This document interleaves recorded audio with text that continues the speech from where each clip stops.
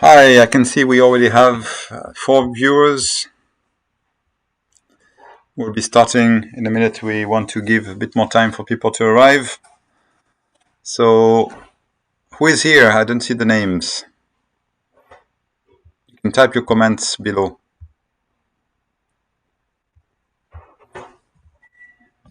Hi, Peter. Thank you very much for suggesting to have this session like what we did in the previous event. That was a very good idea.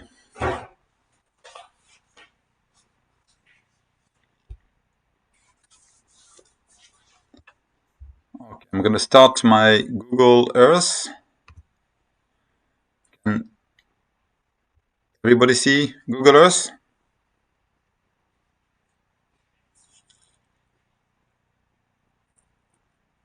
€5.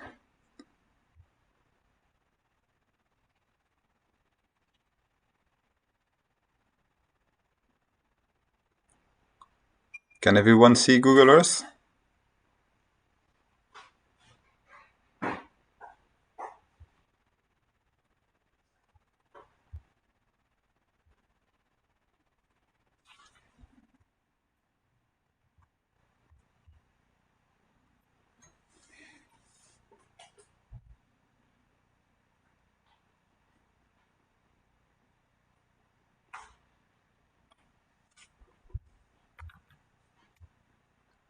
Okay, great. Thank you, Peter.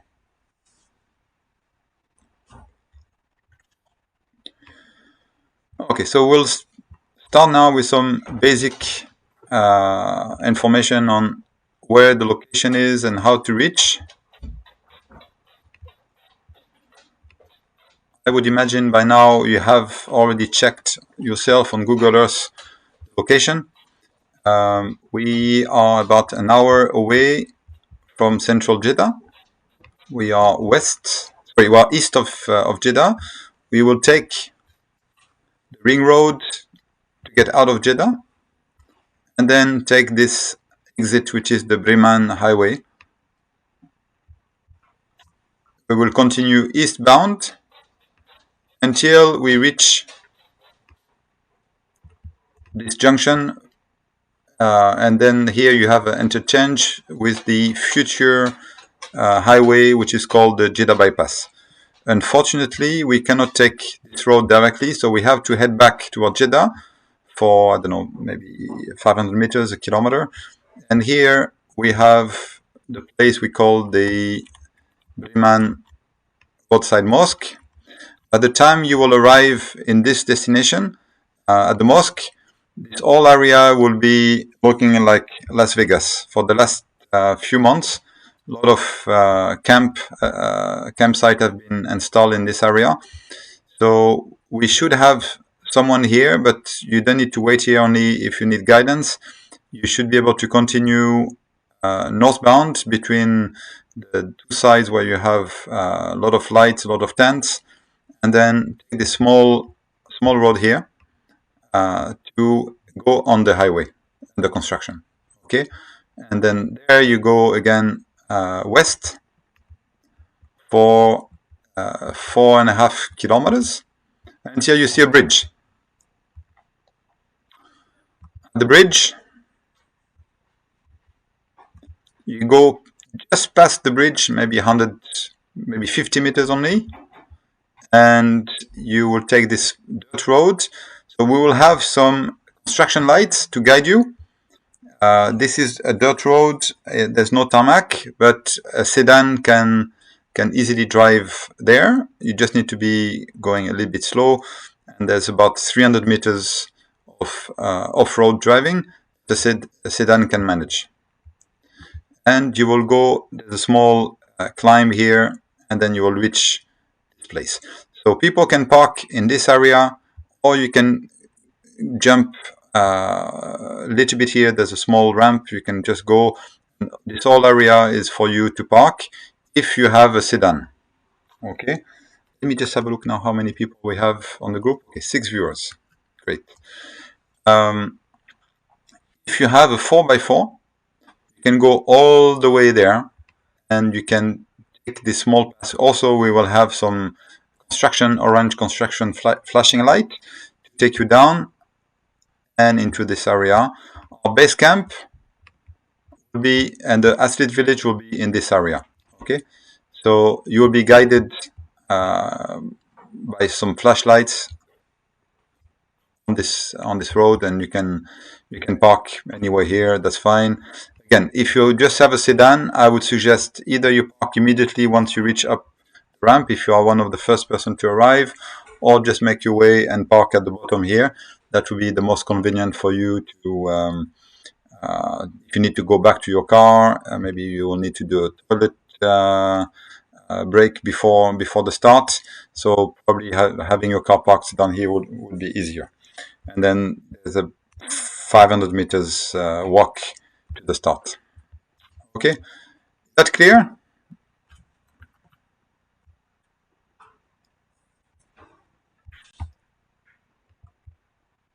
Okay, I don't see the name of the viewers, but I hope everything is clear here. Okay, so once you arrive, we'll do the Wakalna check to make sure everyone is vaccinated, and you will be granted access to the village.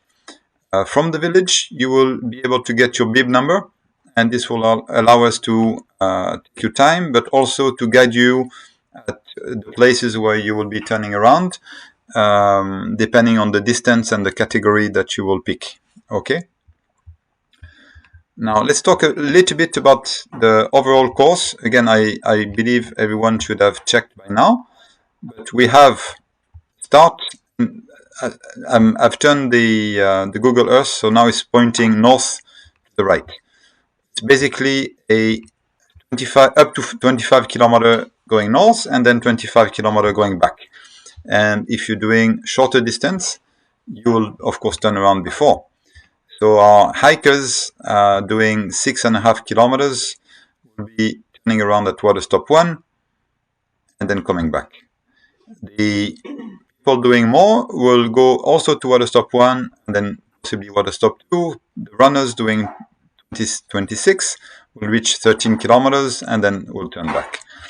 Some people will be pushing to 20.5 and back, doing 41 kilometer, and some crazy people would do 50 by doing 25.5 and back.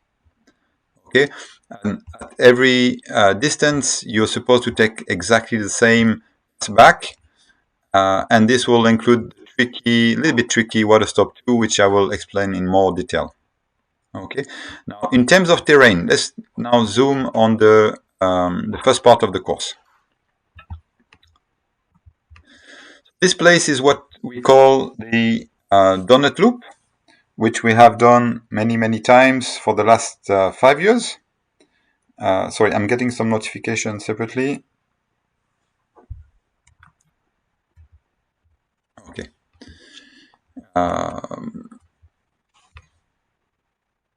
Okay, so yeah, so this is the donut loop that we've done many times. So for many of you, it will be familiar terrain. We've been running there for the last 5 years, maybe. I think the first time we went there, 5 or 6 years. So basically, the first part is actually quite a sharp climb that will be going. Okay, let me zoom out a bit. Okay, there is really no difficulty at all on the first part, except coming back, you'll have to be a bit mindful here. Going out should be straightforward, but coming back, not to continue straight, but once you come back, there's no real reason for you to want to turn left. But coming back, you might be tempted, but it is, everything is marked. We will have kilometer markers, we will have cones, and we will have some flags spread all around. So more or less every 200 meters, 300 meters, you will find cones, okay, or some type of markers. So here, maybe the first difficulty at the start should be okay. Everybody will be packed, but on the way back, just be mindful. And you will be going up basically for 2.5 kilometers, and then you'll start going back down in the other valley from the other side. 2 kilometers. This part is a gentle slope down up to kilometer 5. So again, here there's no difficulty. This place at kilometer 2.5, again, usually going, there's no question, it's very straightforward, but coming back, sometime here people turn left, to be marked, but just I suggest people look at this place on the way out, so they will remember not to go to the pylon.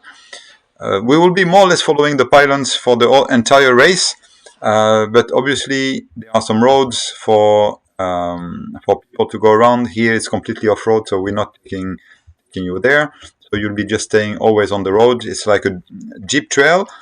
Everything is drivable, almost by a sedan. So there's no off-road running on big rocks. There's a few places where it's a bit more rough, but basically it's all very easy. Going back down here, again, going out, no difficulty. Coming back, sometimes people are a bit confused. This area anyway is a dead end. It's in the valley, so you will not be able to go very far. But we don't want you to lose time. So again, once you go down here, just try to keep a picture of this in your head for when you will be coming back. Okay, so you'll be on the way back making a sharp left. Here again, everything will be marked. We already have a lot of flags, and we'll be adding the cones the morning of the race. Okay, and this part is completely flat, no difficulty. Here, kilometer 4, just after this, there's a pylon in the middle of the road, which you will need to go around. There's a pylon, you need to go around it, and again, both on the way out and on the way back. This is how the road is taking you. Please don't take the shortcuts just before kilometer 5, and again, it will continue all the way down here. People who have joined us in the previous races, this used to be the turnaround loop of the South Loop, what we used to call the South Loop. You will not do the loop this time. We were kind. We were considering making you climb and then go back, but we were kind enough not to do this. This will be probably the first difficulty. You will already have run 5.5 kilometers, and you have a big incline that will take you to the top of this hill, which for the hikers will be the end of the journey until they will need to come back. Okay, so we will have our volunteers giving you water, dates, some fruits, and we should have bananas and oranges at the top waiting for you, and you'll be able to refill. We suggest that you go with probably at least a liter on the way out. If you don't want to stop, you may want to put a little bit more carry on your back. It will be up to you to decide whether you want to stop and refill, start a little bit lighter, or just put everything at the start and not have to stop at the water stop. Next water stop will be to another 6.5. So for 13 kilometers, by that time the sun will have risen. So you will definitely need at least a liter and a half, and maybe 2 to reach the water stop 2. So either start with the full bladder or think about stopping at water stop 1. Okay. So again, our hikers will stop water stop 1 and will head back, which will be going back down the flat bit, sharp up here, and then a gentle down. Okay. Any questions so far? Hi, Aiko. Yes. Sorry, I need to see. Yeah, the picture is covering. Yes. Okay, maybe I can remove my picture. Okay, let's see. Is better like this? I don't think you need to see me. Thank you, Peter. Thank you, Heiko. Okay.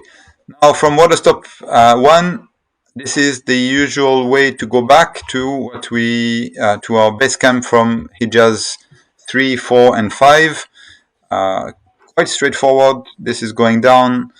Here we have this hairpin, which we've been using for for most of our races. This is the natural way. There's a shortcut here, but it's not easily runnable, not rideable, so we suggest people just go around. And here again, on the way out, the natural way is to turn here, but maybe coming back, you might be tempted to go straight. And picture at where you should be at kilometer 8. We've already put a lot of flags, but just picture that in your head. 8 kilometer, you'll be reaching the bottom of the road. This is here, and this is where you'll be making a little bit of a flat section here in this wadi before going back up. So at 8, sharp left, and then again on the way back, make sure you will stick to your right. And here, no difficulty in terms of navigation, but difficulty, of course, on the legs because you'll be going up. This is this sharp bit here. The most, maybe not the most difficult, but one of the difficulties in the race. Okay. On the way back down, there is a small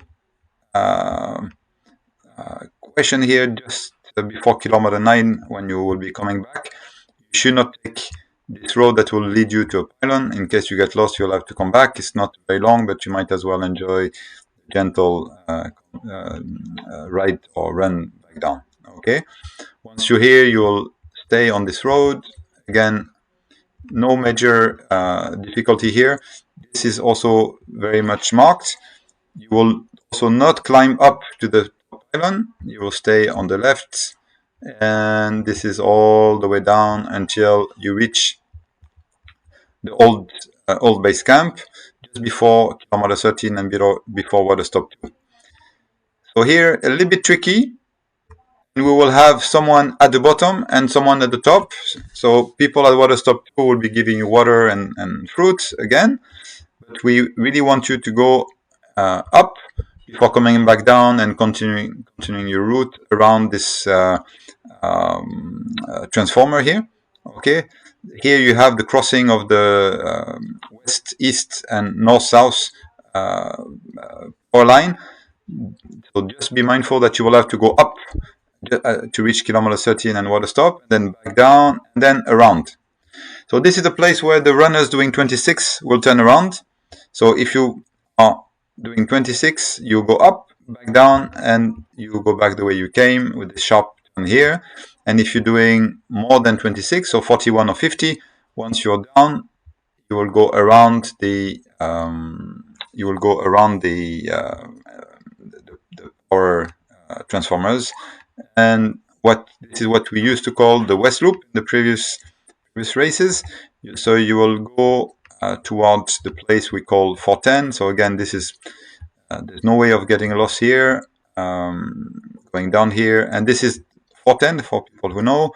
You will not go down 410, which was the old West Loop, but you will take this hairpin here back in the valley, right?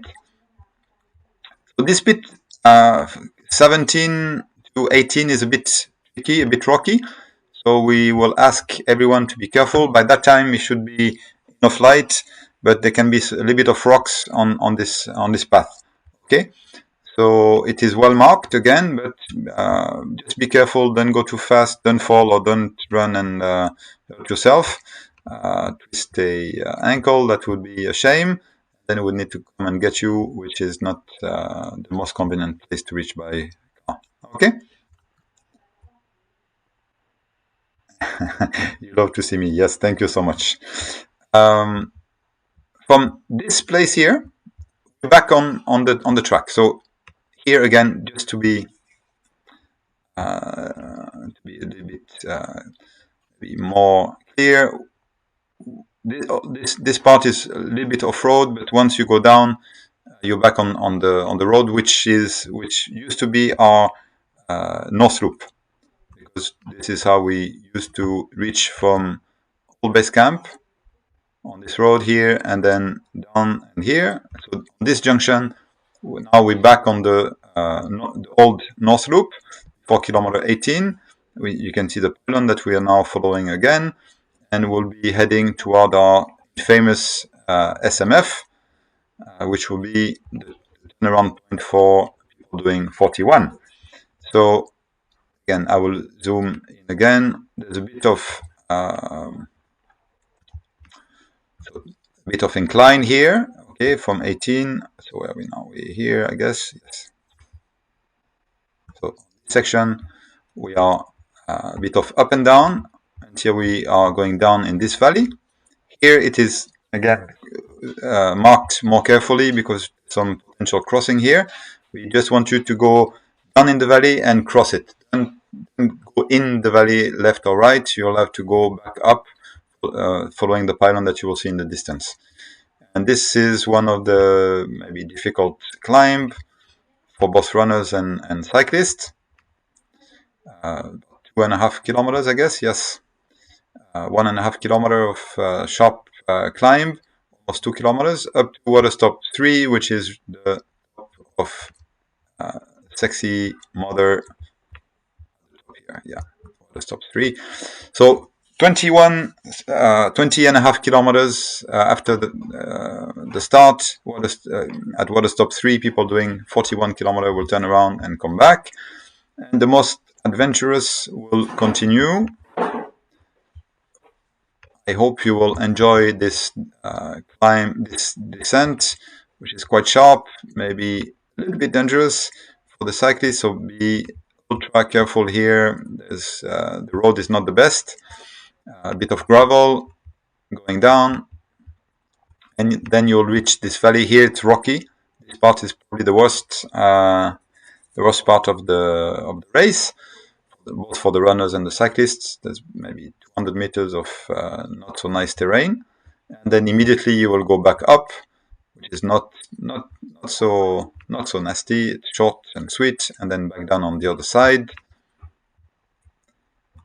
Here again, you will cross the valley. It is well marked, and we're going back to the start of the first Hejaz50, which some of you have done. So here we stay just straight and turn. We've marked the place not to take any sharp turn here. You will just go straight ahead and go back up until you reach. There's a farm. Yes, there's a farm here potentially with some dogs. So you'll have to run fast, or at least run or ride with someone slower than you, so that you can escape the dogs. And the final gentle climb from the farm here until the top. So this is a place where we've never raced. Normally in the old Hejaz 1 and 2, we used to go, we're starting from the north, so we used to go down here and then back. But here at the top, you will be making a sharp left and then continue all the way until you reach water stop 4. It's 25 kilometer and a half, and then back on the other side. Okay. So I hope everything is clear. I know some of you have already done the course in the previous weeks, including last weekend. It was good to see many of you out there on the course, and I hope you will enjoy on the race on Friday. We hope to get very good weather. We will, hopefully, if we start on time, this will give everyone a chance to ride with very good temperature or run with good temperature. It will start, I think, overnight 15, and it will go to 28, which we should not reach those temperatures for the fast cyclist, but maybe for the runners doing 50, probably you'll be with a high of 28, which is still good. We will have some cutoff time. So we will reinforce the cutoff at water stop 3. Okay. Before that, it's okay, even if you're very slow, up to water stop 2. For people doing the hike or the run, we will let you go to water stop 2 and go back, because we know you will not. It should not take you 5 hours to do 13 kilometers and 5 hours back. So water stop 2, there will be no strict checking. From water stop 3, if you've not reached there, okay, let me get my notes for this. One second. Yeah, so we expect you to reach water stop 3. Damn, I cannot find that.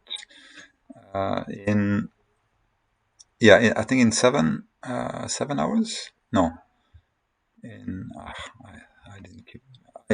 I will share by email tonight. I cannot find my notes now, but basically we will prevent you from pushing further to water stop 4 that you should do in less than 5 hours. So I think probably this is 3.5 hours. If you've not reached 21 kilometers in 3.5 hours, probably you will not reach water stop 4 in less than 5, and then that will be taking you more than 10 hours to reach back. So we might stop you at water stop 3, and then water stop 4 we will also take you off, of course, and then we will also ask you to, if you're not back at water stop 2 after 7.5 hours, we will ask you to stop there, because for us it will be easier to shuttle you back the road, taking this way around, than having to pick people up by 4x4 on the last 13 kilometers. So we'll have cut off at water stop 3 and on the way back also at water stop 2, and then we will drive you off back to here. In case you made it to water stop 4 but are injured or too slow to continue, we will take you off and get you into the car. Okay. I will share those details by email. Yes, Peter. So the start is scheduled around 6. We will ask people to come early to take the bib. We might have a little bit of delay. The sunrise is just before 7, I think. So we really want to have everyone out by 6:15. So maximum, but we'll try to start at 6. Sometime we manage to respect our schedule. So we hope it will be the case again this coming Friday. So people should have a head torch for the first hour. They will start to be some light a little bit before, maybe 6:30. We start to have some visibility.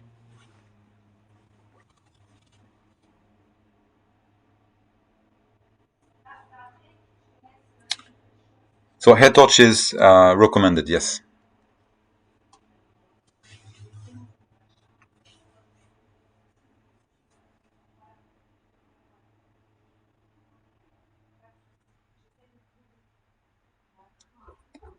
Some other questions?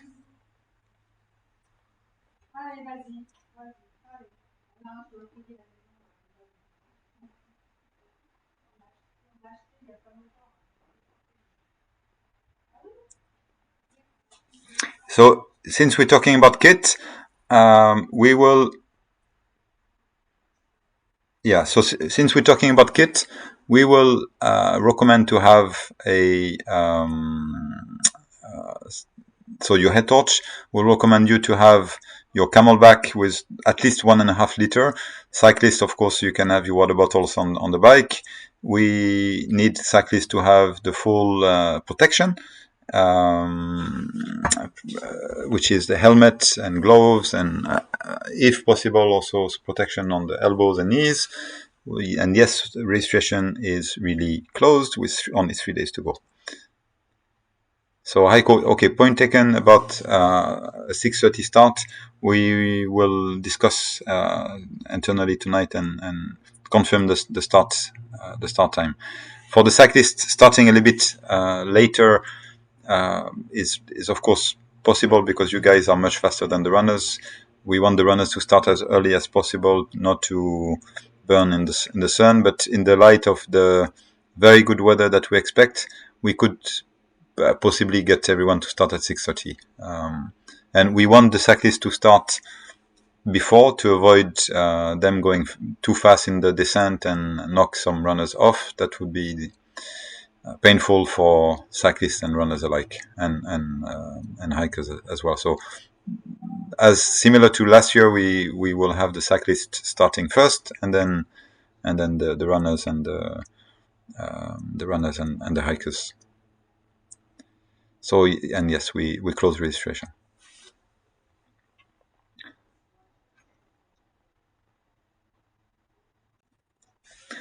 Any hints and tips? Yeah, it's a long run.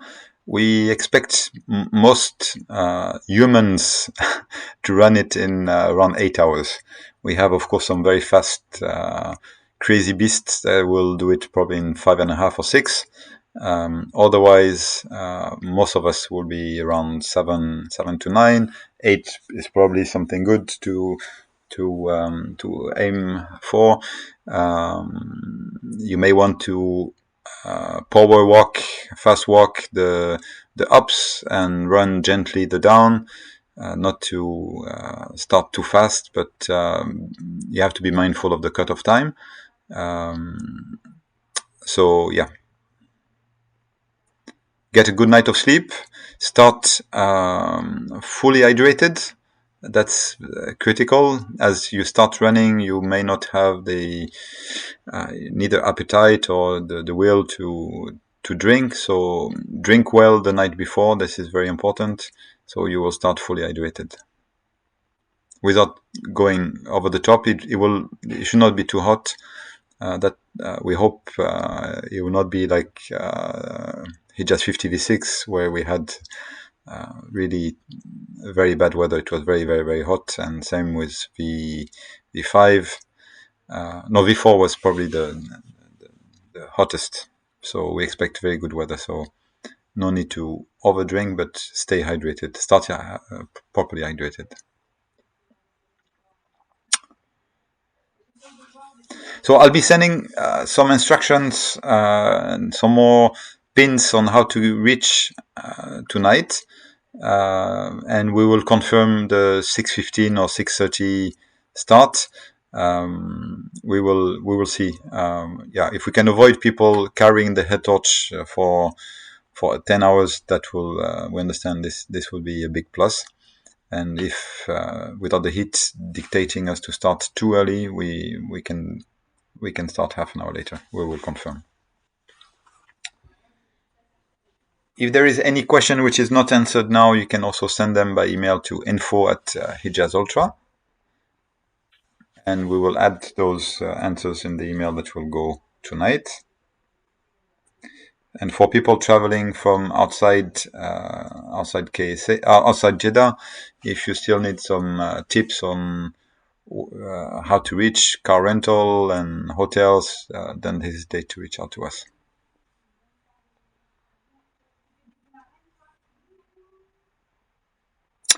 Looking forward to seeing you, Peter. Yes, definitely. Should be exciting time. The committee members will be doing the run the following week. So the marshals of the race know the course very well. So you should be in safe hands.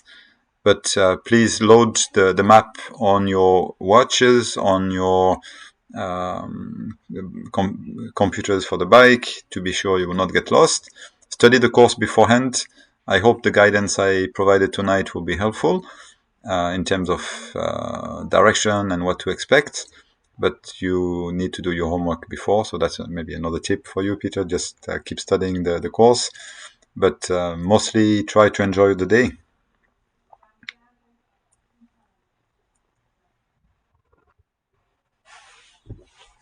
I'm having some other questions. No. So I think that will be it for tonight. Thank you very much for attending. We are very excited to car rental info would be great. There is a not too expensive so you can go for Hertz, or which will be a very safe bet, and you can also find some other cheapest car rental. Wifak is one of them. Yellow is I think part of the same family. A little bit older cars, but if you are just coming for a short ride in and out of Jeddah for just 2 days, might be enough. But of course, you can go for Hertz and other big brands. I can send more information on that in the email tonight.